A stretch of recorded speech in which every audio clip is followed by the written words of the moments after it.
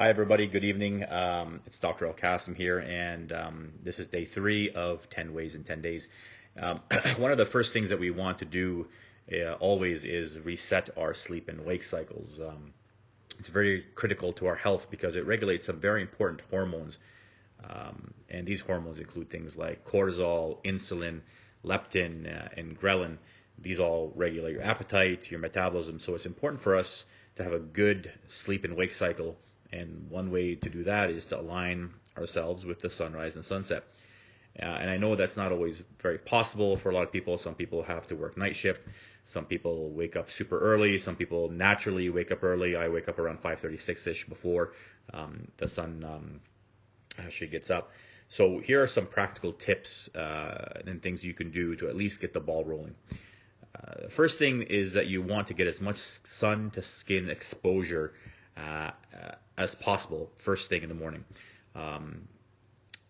So if you have a terrace, if you have a balcony, if you have a backyard, if the weather is really, really cold, it's hard to do this. But in the milder days, you can go outside, and if you can take your shirt off, if you're or wear a sports bra, getting that sun to skin exposure is so valuable, so that you can create proper hormone production and allow for your body to realize that it's the morning and you need to get the day started. You want to get the sun to hit your face, especially. So if you can't go bare chested or bare backed, at least let the sun hit your face and keep your eyes open as much as you can, because this will send an important signal to your brain, which regulates your sleep and wake cycle. The sun through a glass window is not the best, because glass windows usually have a coating on it that prevents the passing through of the beneficial parts of that light, so you won't get the same value out of it. One thing that you can do in the middle of the day is try to get out for more sun. Midday sun increases serotonin, which later turns into melatonin. And in the evening, you want to make sure you're winding down appropriately. You want to eliminate all overhead lighting. As you can see, I'm here in the evening. I have a lamp on beside me here, and really that's the best type of light. Anything above your head, anything like a fluorescent light, a full spectrum light, it makes your brain really think that it's not evening time, and it prevents you from making optimal amounts of melatonin. So eliminate all overhead lighting as much as possible, and if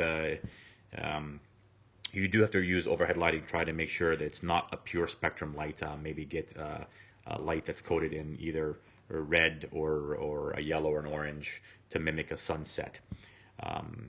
Another thing that you can want to do is you want to regulate the light that's coming off your computer if you're on your computer or your phone later in the evening. So on your computer, you want to download an app called Flux, and I'll share that link with you. And this regulates the spectrum of light that is coming off your computer screen. And you can also use Apple's Night Shift, and you can also use an app for Android phone called Twilight. So there are a few tips there for you. Regulating your sleep and wake cycle is very important, and again, it regulates your metabolism, your immune system, your energy production. So hopefully you can use some of these tips, and they'll improve your quality of life.